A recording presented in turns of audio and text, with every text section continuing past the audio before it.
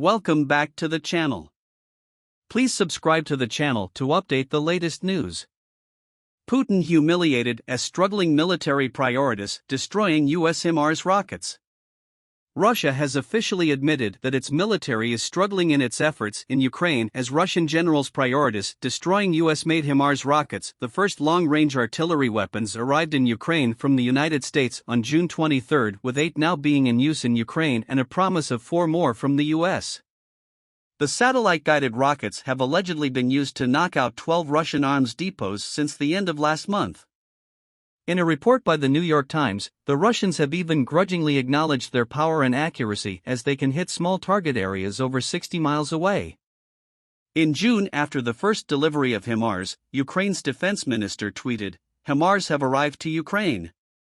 Thank you to my American colleague and friend Lloyd J. Austin III for these powerful tools. Summer will be hot for Russian occupiers.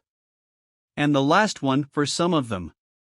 The rockets produced by U.S. defense company Lockheed Martin are medium-range systems that are able to launch multiple precision-guided rockets and are far more accurate than their Soviet-era forebearers.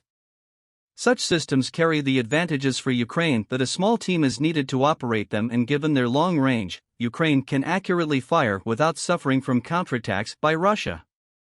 The New York Times stated that officials from the Pentagon have stated that Ukrainian troops have been firing 1 or 2 guided rockets at ammunition depots or command posts, often at night, and keeping them well away from the front lines to protect them.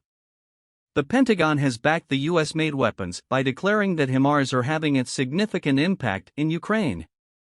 The order from the Kremlin to begin prioritizing the destruction of such weaponry was given by the Russian Defense Minister Sergei Shoigu. The defense minister's announcement followed reports that Himars had blown up yet another ammunition depot in the occupied area of Kherson. According to the Russian Defense Ministry, Mr. Shoigu reportedly visited troops in Donbass and told the commander to prioritize the destruction of Himars. Himars have been able to delay and halt supply lines to Russian forces and therefore slowing Russia's progress as they are forced to change routes and plans. Despite faltering morale on the front lines by Russian troops, the Kremlin has vowed that its special military operation in Ukraine is far from over.